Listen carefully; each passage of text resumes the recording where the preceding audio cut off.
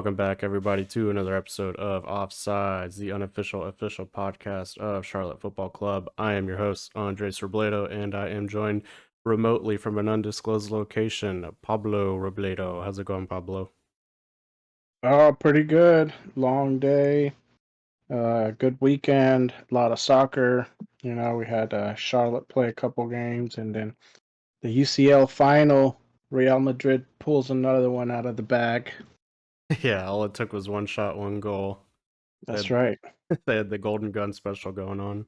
Look, I think if there's one kind of theme to what we'll probably cover most of this podcast today is just making the best out of the opportunities you're given. Yeah, it's funny that you mentioned that. Yeah, but I think there are a lot of overlapping themes there between Real Madrid and Charlotte FC. Um, Yeah. but yeah, we'll definitely. I think there's definitely a lot to cover in this week's episode. Before we get into it, though, did want to mention to all the listeners we're still giving away the U.S. Men's National Team jersey. That giveaway is going until after the weekend we played New York Red Bulls. So after June 11th, we'll be giving it out. So I believe about June 14th is when the episode will be coming out. So we'll announce the winner on then.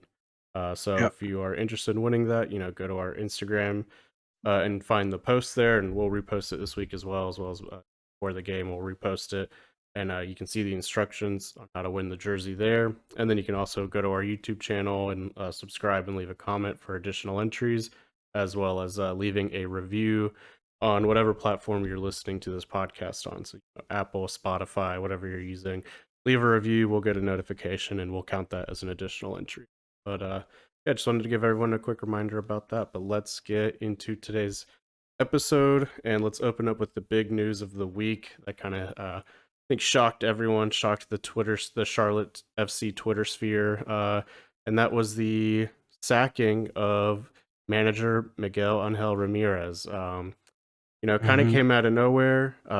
Not surprised that it happened, just a little surprised with the timing, given that we're in our inaugural season, only 14 matches in.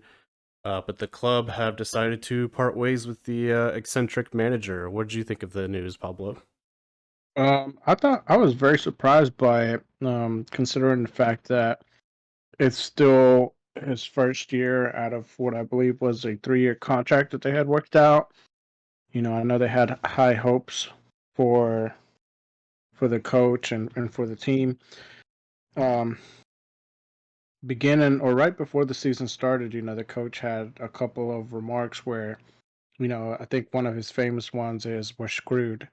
And another couple ones that I've kind of seen as the Fire news has gone out is how he couldn't work magic. So a bit of like controversial remarks that may not have jived too well with the front office, but overall how the team has performed, especially at home, it was very shocking to me that he was fired, especially mid-season. Yeah, I think they've come out and said it's not based on on field performance, and there's a multitude of factors. That, they didn't really break down why. The director of the front office did have a press conference that day on Tuesday, but it was honestly a giant waste of time, and I think caused more harm than good. Just because they didn't give out any information, they weren't very transparent, and it's just caused a lot of fans to speculate what's going on. There's been a couple articles come out now. I think there's a pretty famous one that came out today, June 1st, by the Athletic. I haven't got a chance to read it yet myself. I only caught a couple of snippets of it, but they're kind of alluding that he might have lost some of the locker room, and it kind of got split up between people who wanted to play for Ramirez and people who didn't, and then those issues got brought up to the front office as well, and that might have been Right. a whole issue. And then you've also got on top of the the performance as well, which I think is, I'd have to say, probably the excuse with the least amount of strength to it, just because Mhm. the home performance has been pretty good. He's only lost 2 matches at home. He's won 5. But the away performance is pretty bad, where we're one tie and 5 losses away, and then 2 losses Yeah, at that's pretty home. bad. Hmm. Yeah, and we have the most losses in the Eastern Conference with 8, and also the I think tied with the least amount of draws as well. Which you don't want to be drawing all the time, but you do want to draw some of the time to at least be picking up points instead of just losing flat out. Right. Uh, so, like I said, I'm not super surprised, especially given the last couple of performances. I think the team was doing really well, and expectations has shifted for what this team could do. After the first 5 or 6 matches, especially that streak at home. But then once we started going on the road, and then even coming back from the road, we never really found that same form. We've struggled to score goals. We've struggled to defend. We've started conceding goals early. Um, and so I think there was a lot of frustration in the fans and the players of just no tactical changes, no changes in performance week to week. It doesn't seem like the team's progressing, things like that. So again, that's why I kind of say I'm not shocked that it happened, but I am shocked that they didn't give him the whole year to at least finish it out. Yeah. Yeah. Pretty much like you know, when we first started the season, especially after that DC United game, we thought the team was just gonna struggle all season long, finish maybe bottom or close to bottom of the table. Um, but they haven't. I mean, they've been doing exceptionally well for a first year team. They're playing out there like they've been around this league for a while now. Yeah, Um, I think the best we've been at in the tables is fifth overall. Right now, I think we're sitting at eighth, um, which is still higher than what I expected. I'm not sure about other fans, but from when I first kind of just looked at the lineup, they didn't have a chance. They don't have a training facility. They didn't have a full roster to begin the season. They still don't have a full roster, and they didn't have a chance to train. So given all those circumstances, I thought they were doing pretty well. I looked up just to see like what the latest news break might be on the firing of the head coach, and it's still pretty much just the front office answer of like their decision was just based on what would be best for the team. The only thing that has came out different is one tweet from a Tom Bogart. He said that what he's come to understand is that there was a designated player that refused to play for the club if Miguel was still in charge. So that's like the only controversial thing I see coming out of it, uh, which that makes a little more sense than them saying it's this is what's best for the club when really like we're still in the testing waters of it all. Like that's the only thing I could see. That makes the more sense out of the two yeah, excuses. yeah. I agree, and I think to expand on that, I do think it's more than just one player as well. Just because I don't think, and while yes, it is a DP, and the DP that it's been hinted at is Karol Swiderski. Um, I think if it was just Swiderski, I don't think the front office would have reacted this way. And from what I've seen and heard, and again, this is all rumors and speculation, just because the front office hasn't been transparent, and they have their rights to not be that way. If that's the way they want to run their club, that's fine. But the rumors I've heard is that it is more than one player. It is more like multiple players that didn't quite make those type of comments, but were frustrated under Miguel, and kind of didn't want to play under his style or his management anymore. And then there was other players who did, and in fact there was rumors and stuff that some of those players actually went to his house on Tuesday after the news broke out, and went and talked to him and whatnot. But other than that, no other news has really been brought out. And one thing I've tried to kind of put out there is that we'll probably not get a real good reason anytime soon, but I'm sure in a year or two, and maybe even less, I'm sure wherever Miguel ends up at, which I'm sure he'll get another shot at being a manager of a team. I think he'll eventually give an interview that kind of spills the beans and gives his side of the story. So probably not going to happen anytime soon, but when it does happen, boy, that's going to be some juicy content. Yeah, yeah, I agree. I'm sure that they made him sign some sort of like non-disclosure documents or something that like you can't. can't say what's really going on because if you think about it, like if it's player decisions that are it's getting a head coach fired, like it just kind of goes to makes you wonder like who's really running the team. Uh, and also kind of makes me wonder like if it is it really the players that are upset with him, or is it like the negative remarks that he makes out just blatantly in public to reporters and whatnot against the front office in regards to like support that he's been asking for that maybe also might have gotten him in trouble. Yeah, yeah. Again, we can only speculate on it, or Yeah. we won't have any real answers for a while. With the firing, being done, like letting go of your manager in your first season, halfway through the season, do you think it kind of sets a precedent that is going to make it more difficult for the club to recruit up and coming managers going forward, or even established managers going forward? Of like, well, if I'm gonna come to Charlotte and I'm gonna ask for certain things and the front office isn't gonna provide them, and then I'm gonna get, fired halfway through. Like, I don't know if that seems like a very stable place I want to be at. I mean, what do you think of that? Do you think it's gonna be more difficult for the team to find a new manager next season? I think it could hurt the chances of finding like a good head coach, um, because again, this is going back to the speculations that are kind of swirling around there. If it's a coach that is going to be afraid of what his players think and he's just going to kind of try to conform and make everyone happy, that's not going to work. It never works.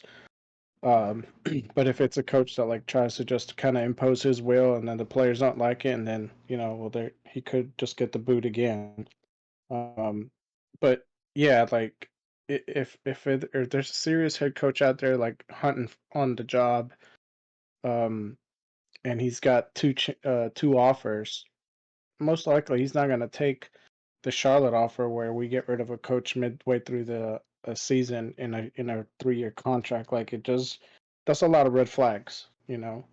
I think we'll probably get somebody that's like trying to step up from his current like assistant director or assistant coach, trying to make the next jump to a head coach. Hmm. Um, and he's gonna like try to just take this job as just to get the title, get some time under his belt, and then move on to a next club.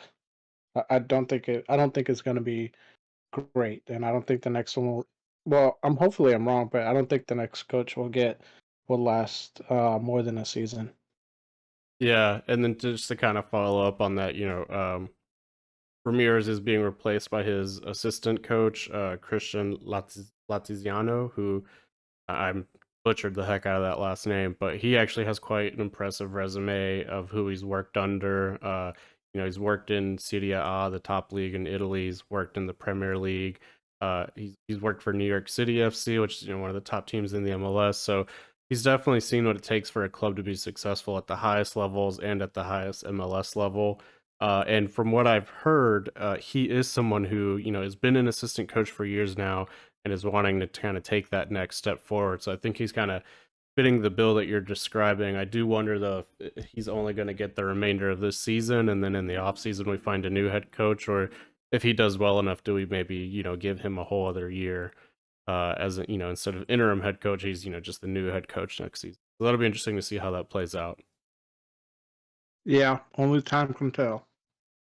Yeah, and then one of the last things that's been pretty interesting that's going around the internet these days now is there's actually a video from when I guess a local Polish news organization was actually getting a tour of like the Charlotte FC facilities from Carol and Camille, and they run into at the time assistant coach Christian and Carol's telling the Polish interviewers like, oh, this guy's the best coach, like he's got all this experience, blah blah blah. So in it, in the video clip, it seems that they have a very good relationship. So it'll be interesting to see how that plays out if a lot of the rumors we hear about Carroll and some of the other players are true, and how Christian is able to manage that. Yeah, I mean, I'm hoping it works out for the best. Um, but still, I hope it doesn't just hurt our chances or like team morale and performances going forward. Because this is a pretty big even though Miguel's not out there, playing on the field, he is one of the main pieces, and this is like a big change in that system. So we'll see what this new coach, like what he's gonna do with the formation, uh, players starting, who gets minutes, who doesn't. It's gonna shake it up, and hopefully it's for the better. Yeah, I agree. I mean, and if today's any signs of things to come, Karol Swiderski actually scored the winner for Poland today over Wales in the Nations League Cup. I think in the 85th minute or so, he came on as a substitute and scored. So who knows? Maybe he's already looking to get back in form, and he's going to come back and just score a ton of goals and get us into those playoffs. Yeah, I saw that goal, a little cherry picking goal, but still, it's good to get one back under just to kind of get things going again, get that confidence up. Yep, yep. Especially in an international match, it's got to feel a whole lot better. Yeah, I'd imagine so. Well, anyway, so moving forward, we're first going to discuss the Open Cup that we participated in last week against New York Red Bulls. Seems like we wasted probably about 30 minutes last week's episode discussing how we could potentially win the U.S. Open Cup and what our roster should focus on and all this good stuff. And turned out to be a big waste of time as New York Red Bulls, I would say handsomely beats us down 3-1 to make us crash out of the cup. What'd you think of that match? Give me your general thoughts of it.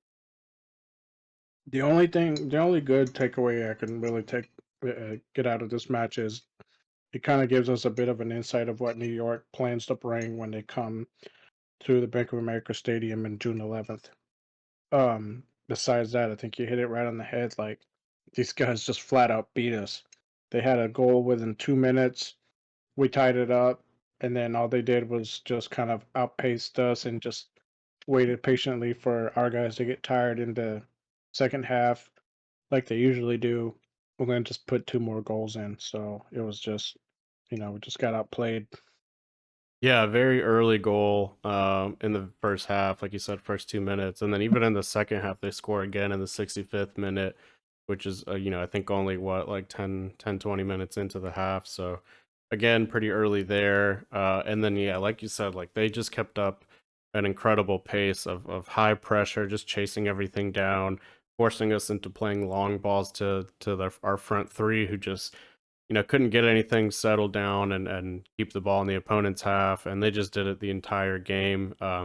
Do want to give props to Charlotte for keeping up that pace for the first 45 minutes. Like that first half just was so up and down, back and forth, and so chaotic. I mean, goodness, I think everyone was chugging Red Bulls that first half. But it was it was clearly a game of just whoever slows down first is going to lose, and that just happened to be what happened to us. Unfortunately. So that ends our US Open Cup run. Again, I don't have a ton to say about the match. It's kind of I feel like it's been a lot of the same stuff we've been saying all season of just not creating any chances, not you know we're possessing the ball a lot, but just not in any dangerous spots. Again, it's like all in our own half, and then we end up booting it up long, and our front three just aren't getting great service. So of course they're not going to be able to create any chances or put any chances away. And that's kind of been the story of the last what, like 4 or 5 matches, would you say? Yeah, yeah, I would say so. It's just like whenever we get that ball up to that third half, not not all the time, but a good majority of the time, the our guys like just kind of seem to take too long, too many steps. Like a shot should be coming 2, 3 seconds earlier and ends up getting blocked, or they just kind of whiff it. And just our finishing third's not, excuse me, finishing third's not just closing the deal like they should. And you can tell also by like if you look at New York or heck even like Miami or the Whitecaps where like they make the most out of the opportunity um that they have. Like, whenever they get the ball, it's more than a couple players that are running into the box or getting wide open. We're just pressuring all together. Where like with our guys, it's like two or three, and you might see some help from the back line every now and then, but it's not all the time. Yeah, Um, it does feel like when you're watching Charlotte, it is more of a lot of individual performances and players getting isolated, especially that midfield three of Bender, Bronico, and Alcivar. It feels like they don't necessarily play as three guys together and more of just a lot of like one-off stuff or just mhm. you know you'll see Bender and Alcivar combine with like Chimichinski and Yazwiak, on their respective sides, but very rarely do they come in the middle and combine together. And um, Yeah. it just Or seems like there's a that. third guy like come in and try to help out. Like it's Yeah, it's yeah, either one or two guys. But again, this just kind of goes back to the team just being inexperienced, working together as a unit, whereas these other guys have had years. yeah. I agree. A couple of eye-opening stats on this game. So again, as we mentioned, we were able to keep the ball very well. 63% possession compared to New York's 37. The unfortunate thing is that with that 63% possession, we only created 5 shots, of which 3 were on target. One was blocked and one was off target, while New York was able to create 17 shots, of which 4 were on target, 3 off target, and 10 were blocked. Which I guess I'm assuming hits a defender or something, gets ricocheted out. Right. Uh, so I think just pretty big differences there. Just when you look at just those numbers themselves, and kind of tend to back up what we're saying of like, yeah, we have the ball a lot, but we're just not doing anything threatening with it. I just kind of wanted to throw those stats out there. I mean, what do you think of those? No, I mean, yeah, it's like for guys that kind of like go by stats and all that, like those numbers can be pretty misleading. Like, yes, we had the ball 60% of the time, but it was mostly like in our own half, struggling to get up the field or just kind of passing it around, building up some slow play through the sides. To whereas New York, they're just playing a very basic, just numbers game. The more shots on goal, eventually one of them's going to go in. Um, and for with us, it's like we're trying to set up the perfect shot, but and only creating very few opportunities. And it just kind of goes to show that that strategy hasn't been working for us. Yeah, I agree. So now that we're officially out of the U.S. Open Cup, I mean, what would you think of our first, performance in the cup in our first run? Uh, how do you think that that all came out? Um, I I thought we did all right for our first Open Cup. Made it to the round of 16. Um, then again, I think with the first two teams that we played being lower tier teams, we were expecting to make that round of 16 group. Hmm. Um, maybe if the team had like struggled and hadn't had that very early success that we did, like we have been having, maybe if we just had kept losing all these home games and we were like at the bottom of the tables and we made it into the round of 16 for the Super, then I would be like, oh yeah, I'm super ecstatic. I can't wait to see what they do next year.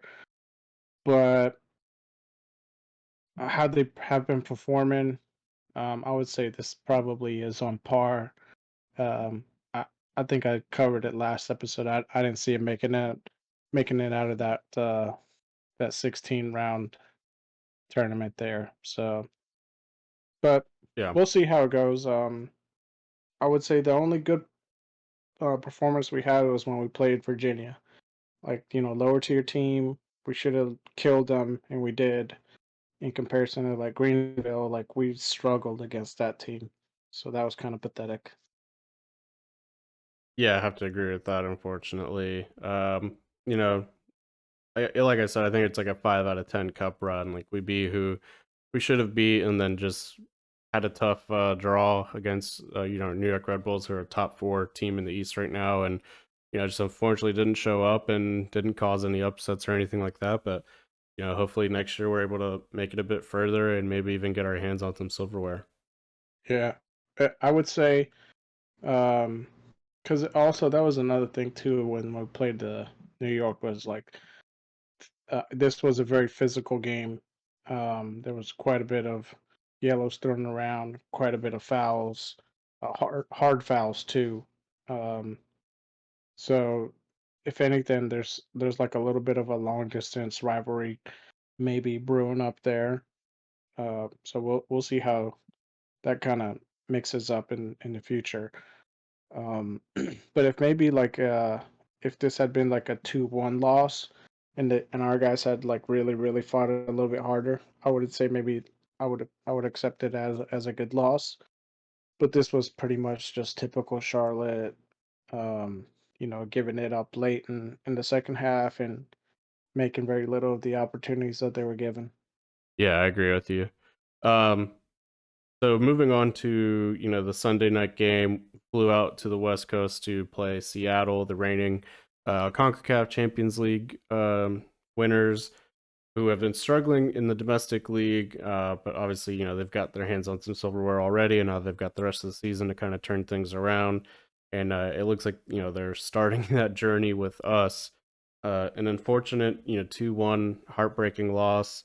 Uh, but I would have to say, again, a lot of the same stuff we've been seeing lately of just not creating any scoring opportunities. The few that we do, we're not really putting them away and being very threatening. And in this game, we actually the stats actually show that it was a bit more even keeled when it comes to things like possession. So we didn't even outpossess them. So our normal style of play was definitely not enforced on Seattle. But again, kind of a heartbreaking game. Definitely one that I think they had the opportunity to put away and just weren't able to. What did you think of the match? Yeah, I thought it was kind of like a slow start for Charlotte's attacking side. I don't think we really had a build in an attack until like maybe the 10 or 12th minute in, which is, some people might say that's still pretty early in the game, but 10 to 12 minutes is a good bit of time that has passed in soccer. Whereas Seattle, like they were in our half right away. Um, the thing that surprised me was the Bender's goal right at the 20th. It did come from that set piece where Alcivar was right outside the box. He hit the post, and Bender just kind of took that cherry pick goal, which is fine. Like I'm glad he got another one in there. But that's kind of what surprised me was an early goal for us where momentum really wasn't going our way. But Yeah. then after that goal, it kind of like it seemed to kind of like just pump those guys up, and you saw more and more opportunities being created where it looked like we were gonna maybe come away with a first road victory. Yeah, I mean, props to Bender. He what I've always said about him is that he, isn't the most physically talented guy, but he clearly has, a high level intelligence for the game. He is, just always finding himself in the right spot at the right time. I think, sometimes some of his technical ability, like his first touch, lets him down, or sometimes his finishing isn't quite up to par, so it hasn't, shined as much as it should. But I Right. think this is one of those moments where it did show that, like, man, he's just always gonna find that pocket of space and be there. And he's starting to see that finishing improve. Touch is slowly improving. Still had a couple bad first touches, but that first touch was great of just putting it away right away and just knowing to follow that up and being in that spot. So great for him to get the goal, and it clearly pumped him up because he a few minutes later has that long shot that forces the keeper to dive low and save it. Oh yeah, that was Uh, even though the goalie blocked that. That was a beautiful shot, and I'm glad that he's kind of starting to take those outside shots like that. I'm also glad that some of these guys are kind of starting to notice him getting wide open, like right at the top of the box. Like I've seen a couple games where he'll get pretty much unmarked, be at the top of the box, and nobody's utilizing him to either like try to cross the ball in for a header or just take the shot themselves. I'm like, man, I gotta just give it up for this guy. Like, yeah, I get it. He's young and kind of inexperienced, but he's also like one of your starting 11, and he's there for a reason. Um, Another thing you mentioned was like his first touch kind of lets him down, and um he is a rookie, but like thing about it is he's still like he's young. He's very young. Yes, he's not physical, but he will be. Like you just give him a couple of years, maybe even just a year to like fully train, develop, put on some muscle. And I think the physical part of his game is just, I mean, his game overall is just going to improve as time progresses. Yeah, just get him in the weight room with McCaffrey, and I'm sure he's gonna come back next season looking like a monster. Hope maybe not with McCaffrey. He gets injured. He gets injured way too much. That's true, yeah. He'll be sharing needles. Um, yeah, so I mean, I don't have too much to say on the first half of this game, and then the second half, there was, I would say, moments where the team was looking good, and again, trying to threaten. We see the introduction of Kerwin Vargas getting on and almost sets up Yazwiak for a go-ahead goal, and just we just weren't able to really get anything, into the back of the net. Unfortunate to be missing, Karol Swiderski and having Rios leading the front line instead, just due to Carol being on international duty. I think, Yeah. game might have been different with Swiderski in that center. But unfortunately, the Charlotte's just not able to hang on, and we start giving Seattle just way too many chances to get back in. It definitely felt like it was only a matter of time, and especially Jordy Morris. He's a U.S. international striker. He's been playing at Seattle for a long time now. The guy has a nose for goal and just finds himself some space to head in a great cross and is able to tie the game up 1-1. I mean, that was a beautiful cross. I don't know what you thought about the Oh play. yeah. Yeah, no, that was a great left-footed cross there by that winger. I gotta say that was Morris's either second or third header that was like right at goal where like this guy kept getting left pretty much open on these crosses. I think Kruha had a pretty good defensive game, but like you would think that after the second header that guy had, he would start just getting man marked, like just somebody on him at all times. Not only second or third header, but he also had a couple of like ground passes go to him that he just Uh tapped huh. wide Yeah. instead of they should have been goals really. Unfortunately, they just kind of skipped out wide on him. But yeah, I mean, he before he scored, he like you said, he probably had 4 or 5 opportunities. No, yeah, but like this just our back line just these guys not communicating well with each other or just Crujo expecting somebody else to cover him. Like he was just left wide open and um it was just a great delivery and a good finish. Like again, Seattle was just kind of playing those number games where eventually one of them's gonna go in. Like this guy, I Yeah, think I'm this watching has the had to have been like his third header or his third attempt at least. Yeah, I'm watching the highlights now too, and what's crazy is Carujo's the only defender on that 6-yard box. Everyone else is kind of pushed up, so Right. he's actually in between 2 Seattle guys, and he's trying to cover the closer to the near post guy, and just gets beat on that back post by Morris. Yeah, Uh, and going back to that like ground pass you said he had as well, like Carujo also kind of just let that one go, thinking somebody behind him was going to clear down. Like they almost put that one in. I would say that second half started out for both sides pretty slow, but then pretty much right around the 70th minute, Seattle just kind of pushed on the gas a little, and they were like, all right, let's put this in the bag and let's get these guys out of our stadium. yeah, yeah. Man, I gotta say too, I feel bad for Kalina because not only like when you're playing in Seattle, you get scored on, they have those pyrotechnics like go off in the back too. I'm Oh sure yeah, that's the flame. unsettling. Yeah.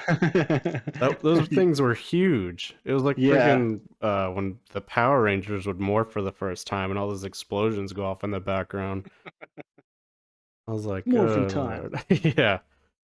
So and then the second goal, unfortunately, Bronico goes diving in to stop a cross and just, it hits his hand and causes a handball. They get the free kick right outside the box, and they find an open guy who, gets marked by Rios, but just has the time and space to kind of back up and hit a freaking golazo goal into the back of that upper 90. It was, I mean, nothing Kalina could do, and maybe Rios could have pressured more, but even Yeah, so, it was like, I mean, that was just a great goal. Not a whole yeah. lot to do about that one.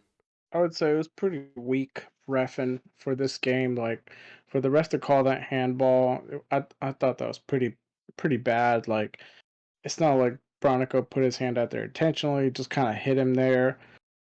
Uh, Unfortunate that it went the way it did that caused that second goal to go in. But like there was also other moments where this ref would like see a foul, and if it didn't go like the way it seemed like if it didn't go well for Seattle, like if they didn't have a good outcome from the foul, he would blow the whistle like 3 or 4 seconds later. It was like, Hmm. man, if you're gonna like give a play on, give a play on, but if you're gonna call the foul, like you got to do it right then and there. And this guy was just like, it seemed to be lagging on his decision making. So I think for this game, the refing also maybe hurt us a little bit. Not a whole lot, but just pretty bad refing overall for this game. Yeah, and then the last shout out of the match that I want to give is to Seattle's midfielder Vargas, who was 16 years old and in the starting lineup, and almost scored a freaking beauty of a shot from long distance, and outplayed, I would say, all three of our midfielders. I would definitely take him in our starting lineup if it was an option. But just wanted to give him a shout out. Being 16 and competing at one of the best teams in the MLS. Like, I mean, this guy's got a bright future ahead of him. Oh yeah, again, this goes back to um, kind of the theme of what this episode seems to go on is just making the most out of the opportunities. From what I understood, this guy's only starting due to injuries in the original lineup. He got called up and like he's just out there just making the best of the situation that's been given to him. And that's kind of like another thing I wished our former coach Miguel would have done was experimented a little bit more with the lineup instead of being so like set in stone with some of these guys because like I'm sure nobody expected this kid to turn out as well as he did. Yet there he is starting for the team, getting shots on goal, being a threat. You just like you never know until you kind of put him out there. Yeah, I mean, and that's basically how Bender got his start was, and it was almost like, well, the few opportunities he did get, he made so much out of them that you kind of had to start him. But it does seem Right. like Miguel was more hesitant to give other players those same opportunities, especially at positions that we probably needed it. Center Mm-hmm. back, the midfield. He doesn't seem to. At first, it kind of seemed like he would rotate that midfield a good bit, but lately, that kind of seems set in stone. But with you mentioning that, I'd love to go through this starting lineup and a little peek behind the curtain. We played a different game when we originally tried to record this, and we had some tech issues. I want to play a different game with you going with this starting lineup. And who do you think gets more minutes or less minutes now that Ramirez is no longer the coach? And we'll go through starting with up top with Rios. You think he's going to see more minutes or less minutes now going forward?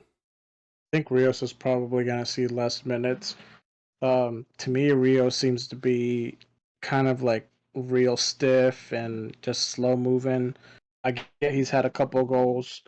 He's had a total of, I believe, 3 goals. Two of them being on an MLS team and another one being on the lower division teams. But I want to say two of those goals had just been kind of cherry pick goals.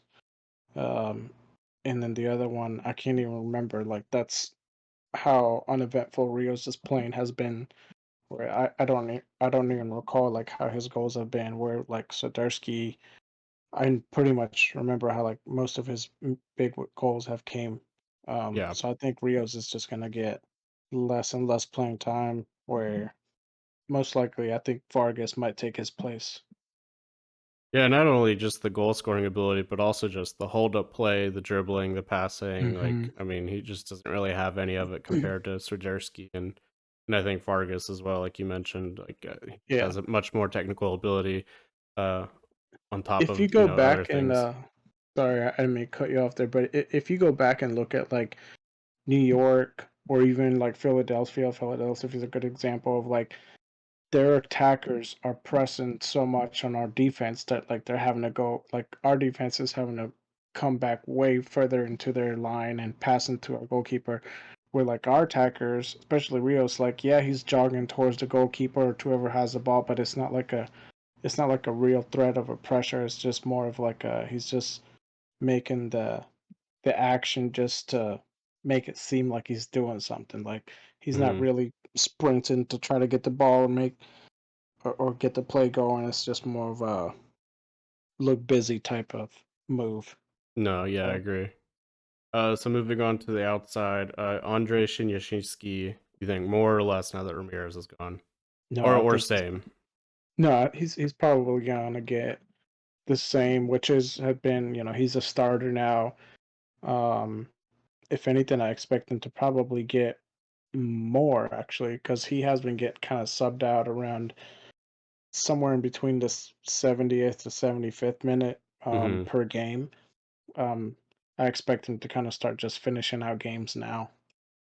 Yeah, I agree. I think the whole switching of the wingers, I don't think you need to switch both guys every time, No, no, especially no. one who's Especially been Shinishinsky. scoring. Like Shinishinsky, he doesn't look tired out there. Um, and he seems to wear out the defense a good bit. So where if you're talking um uh like just stamina, I think he would outlast the other team. So to me, like taking him out hasn't really made much sense. He's only had a couple of games with us, and he's already got what 3 goals and Yeah, 1 assist. yeah. So no, it doesn't make sense to take that guy out at all. I agree. I definitely agree. And then in Seattle, we saw Mackenzie Gaines start. Let's do Gaines and then Yazwiak since they kind of get interchanged. But Gaines first. Do you think more or less time? Uh, Gaines, I would like to see him get a little bit more time because he does have some like raw talent there, but it still needs to be like kind of shaped and molded and just really like he really needs to hone down on some of his like skills as far as like seeing where the open guy is, making the best out of like some of the situations he's been at. Um, but I don't think he's starter just yet. I think he can come in around the 60th or 70th minute for maybe like a Yazviak. Uh, I would like to see Yazviak start more and get more minutes in. But then again, he hasn't really performed as well as his highlight reel was shown. Um, he's had like a real slow start for most of his games. Like Yeah, I think if what if we've you were trying to put a discussed. highlight reel from like the games he's had, it's gonna be real hard. Yeah, and like we discussed on the episode that didn't record, he might be a bit of a lemon. The Uh case is huh. still out, but definitely think a more critical eye needs to be cast on him now. Yeah. Yeah. So speaking of Yazbek, I mean, do you think we see him integrated into the lineup more often and him to get more playing time? Because I would say, he's kind of the biggest name in the starting lineup besides Rajersky, who's probably been the most inconsistent when it comes to playing time. Yeah. If anything, maybe maybe try him out in a different side of the field. Maybe put him on towards the left side or like where Bender's spot is, because Bender seems to like just fit well wherever you put him at. So if Yeah. you like switch those two guys out, maybe just see how Yazviak does it on that side of the field instead. It's interesting you say Um, that because it did seem like that is something they tried in the Seattle game towards the end.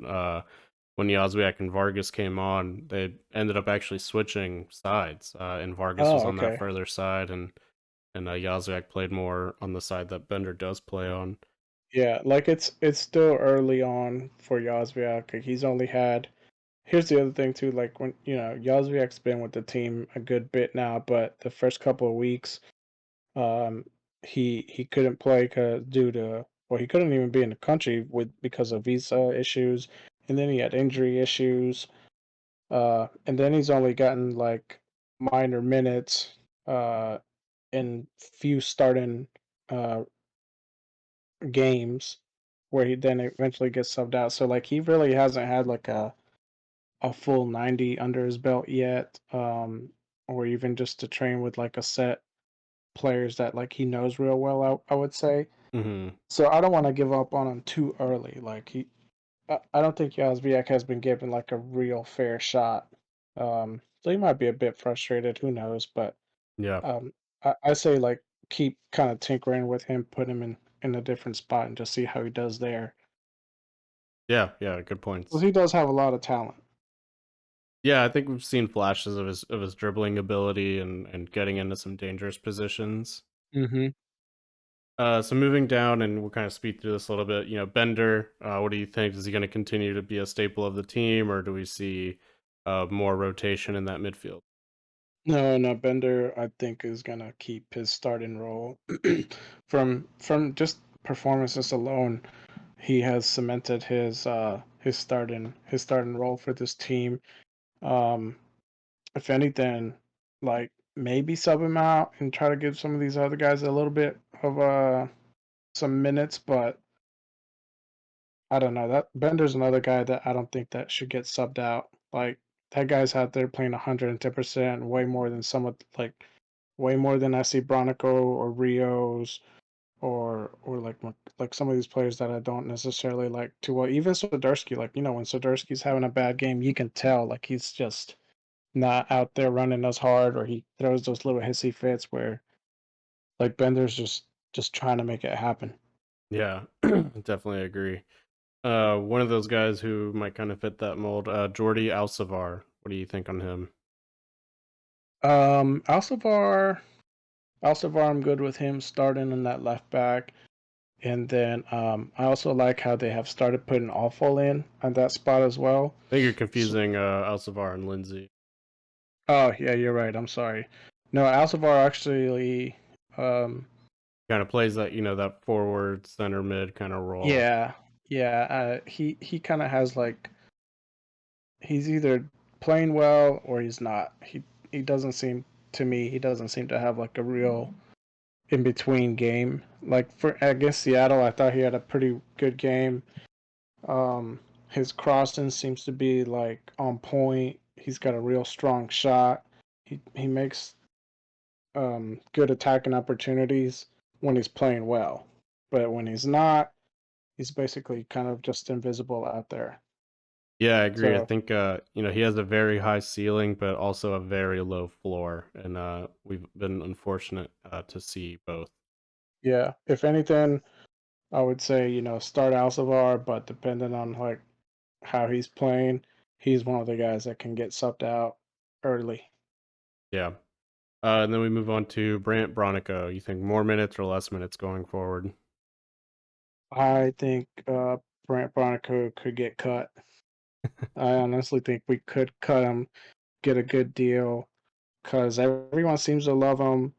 Um, and I think we could get like a good financial deal out of him when we bring in like a real an actual defensive midfielder.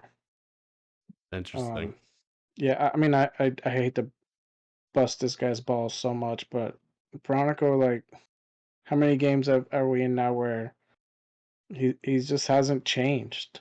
Like, even on this 4-3-3 formation, like, yeah, he'll have his flashes of where like he's partially doing his job, but like to me, he hasn't been great. You know, No, I I'd agree. like to Yeah. see Jones or maybe even Mora on that position. Just switch it up, try something different because Bronicos is not cutting it for me. And it's interesting too because that's one of the positions where it seems we have the most depth. That from what I hear, Ruiz can also play that role. Franco can Yeah, play there you that go. role. Ruiz plays that role much better than Bronico does, Yeah. So, and and from what I've Ruiz heard, was actually, Ruiz is one of the guys who might be a bit upset with treatment from Ramirez. I think he might have been in the Karol Swiderski camp. Um, from that what I've, makes sense. yeah, That makes sense because Ruiz was one of these guys that I kind of gave crap a lot to when the season first started, where I said like he just wasn't making good opportunities out there, was invisible on the field. But like as we switched to that 4-3-3 formation, Ruiz kind of came out of his shell a little bit better and was more of a threat. And then he like was just not starting games. yeah, And it just didn't make sense to me. Like this guy, like he had very good early on games. So yeah, Ruiz is one that I would say like just put Barnacle on the bench and put Ruiz in. And then when Ruiz gets tired, put Jones in. Yeah, I agree with you on that one. Moving to the left back position, Mora. I think he's probably gonna just keep that spot out of default. But what do you think? Yeah, yeah, I think you're right. Moore is gonna just, because we have, from what I can tell, very little depth on the just on the center backs at all, or just on the defensive side at all. Moore is gonna keep that side. Not that he's been doing bad at it.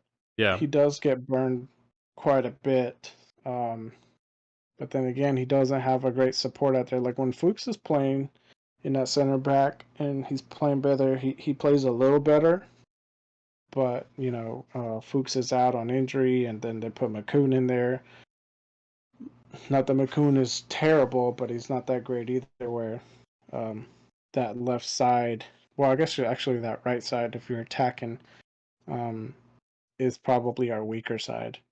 yeah, I I agree. say leave Mora starting, but we need to find like a good sub for him because Mora is not a full 90-minute defender just yet. Yeah, I agree. Moving on to your boy Christian McCoon. Do you think we're gonna see more of McCoon going forward, less of McCoon going forward under the new coach? No, I'd like to see less of McCoon. Um, McCoon needs to be like a sub coming in to relieve some of that the tired defense to grind out some 1-0s or 2-1s, whatever it is. Um, I'm not even sure who else would even, now that kind of Fuchs is somewhat out. I'm not even sure who else we have to fill in that gap. Well, we have two other center backs, but uh, we have Anton Walks who played against Philly. Mm-hmm. But that was kind of a one. Philly's probably the best team in the league or second best, and two, he played in that back three formation that was awful. Um, and then the other one we have is Jan Zobosinski, who hasn't seen any time in the league, but he did play the first two U.S. Open Cup games, and I thought looked, Mm, uh, again, it's hard to tell when it's a third division team, but I thought he looked better than McCoon, or at the very least as good as that's McCoon's interesting. best. So do have two more players there, but just didn't never got picked. That might be something that changes going forward.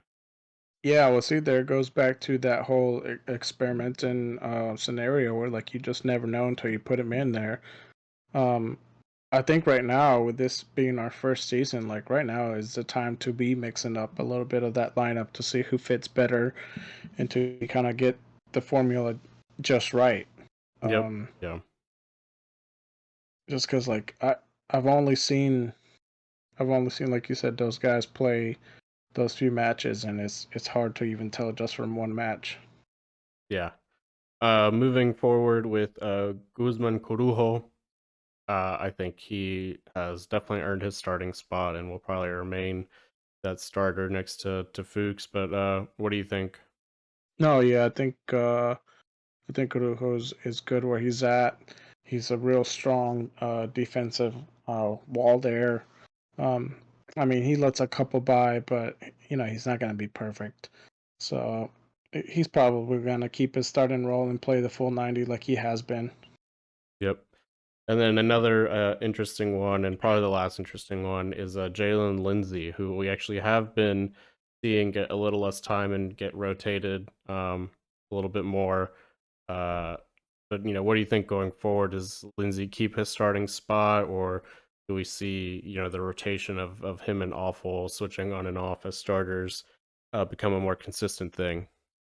No, yeah, I think I think those two are like good one for one substitutions there, like where it doesn't matter who starts and who comes in, like they both just fill in and do what they're supposed to do at that position, no matter what. Like Lindsay, if anything, right now, I would say Lindsay probably has a little bit of the upper hand just because he has been starting more. Um, but like I would say his weakness right now is probably his crossing. Like his crossing is just subpar. It's usually they're like most of the time they're usually like way over. Yeah, it's Whereas like funny. Awful, he's pretty spot on. And it's funny you mentioned that they're kind of like one for one guys, 'cause I tend to agree, and and it's funny because I think, with Lindsey, you probably get a bit of a better defender, but with Awful, you probably get a better offensive player. He seems to be more comfortable going forward and knows more what to do with the ball going forward than what Lindsey does. But Lindsey's, something we've been saying all season is his one-on-one defending is probably, top 3 or 4 on the team. Yeah. Well, Lindsey's a great defender, but he also does help out with like when he has the ball and the space is given to him, he'll take that space all day and he'll go as far down as he's given. To the point where he's had I think maybe 2 or 3 shots, and maybe 2 of those have been on goal or just the one. Um, but the crossing is where his weakness is. Um, but I think Lindsey does help out with the attacking scenarios quite a bit. But like you said, Awful is just a little better at it. Yeah, I agree. And then last guy in the lineup, Kalina. I don't think we're gonna see him go anywhere. No, goodness, no. Somebody on Instagram had, I think it was Fox Sports was uh put a poll out there of like who's the best goalkeeper in the world right now, and they were mentioning somebody from over in Europe. I kind of gave a little shout out to Kalina. I said Kalina is the best right now from Charlotte. I mean, like that guy, if it hadn't been for him and just the amount of shots he has blocked, um, for in goal differentials in the tables, like we would be a lot lower than we are now. Yeah, it's funny because like you look at his stats, and I guess only if you were to only look at clean sheets, you'd probably think, well, this guy isn't very good. But it's like, no, it's just that he sees like 20 shots a game. He can only Exactly. block so many. Yeah. Exactly. But yeah, yeah. So I just thought that was interesting to kind of run through that, and give a shout out to a couple other guys that I think we won't be seeing anymore. Probably Ortiz. He's probably going to be on his way out. And Hmm.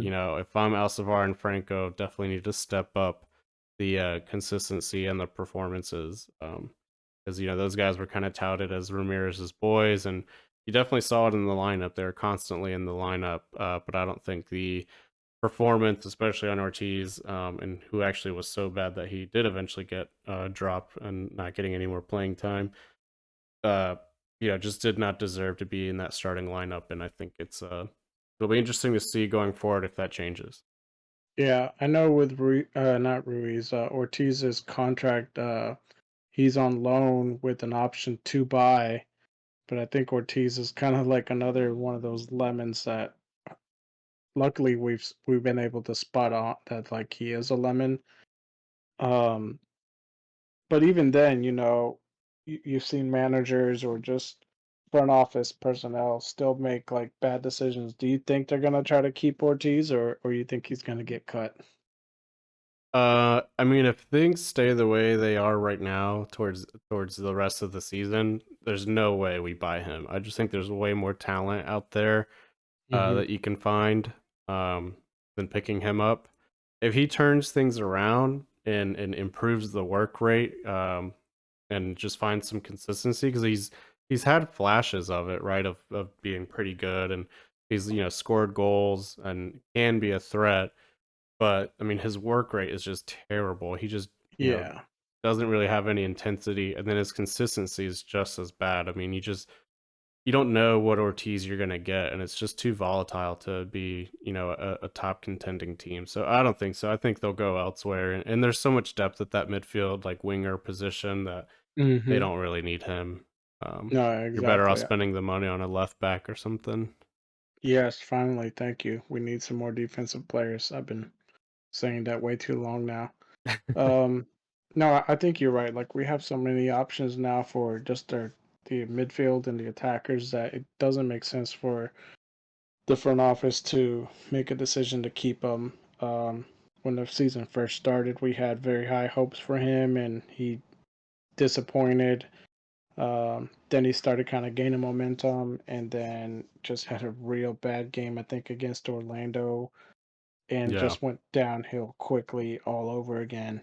Um, and so hasn't done no, anything since then, really. no, he hasn't even made the starting lineup, I don't think, since then. So it just kind of goes to show, like, I'm pretty sure from from what you can tell, or from what I can tell, is the front office has kind of given up on him. But you never know. Yeah. One thing I would be interested in seeing, and I'm not super up to date with like what how our academy is structured and what age groups we have, but if we do have some 16, 17, 18-year-old kids that are just balling out, it would be interesting to see them get put into the lineup, especially, if it's at that left back position or something. And Hmm. we've got, some kind of 17-year-old that can relieve more of the last 10 minutes of a game or something. I think that'd be cool to see.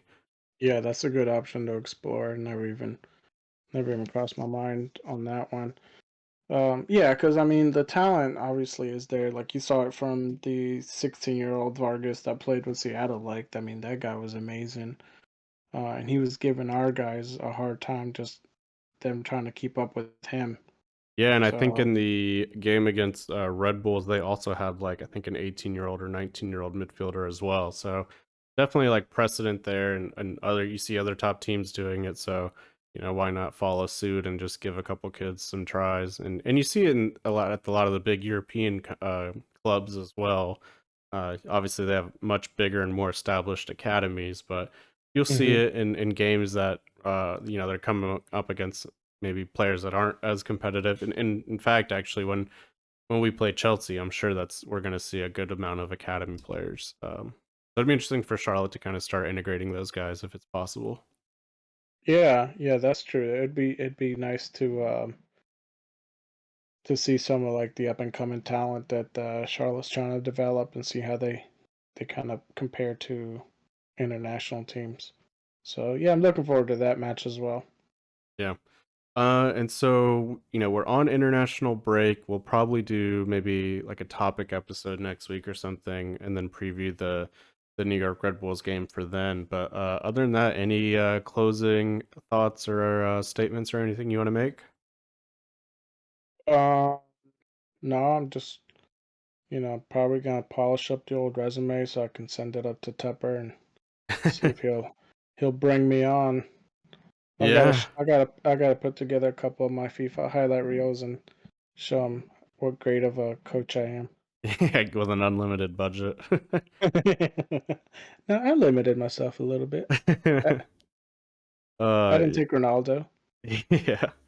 Yeah, the other funny thing too about the letting go of Ramirez was just all the people shouting for Matt Rule. I was like, man, poor Matt Rule. Just after a 3-day weekend, he's just catching haymakers from soccer fans. And like, well, fire this guy if you're gonna start firing coaches. It's like, man, come Well, on. it kind of proves another point too. Like, you, I think it kind of goes back to like what a weak statement the front office was given to the fans as far as this is the best decision for the team. Like that, we know, like we the fans, we know there's something else going on behind us.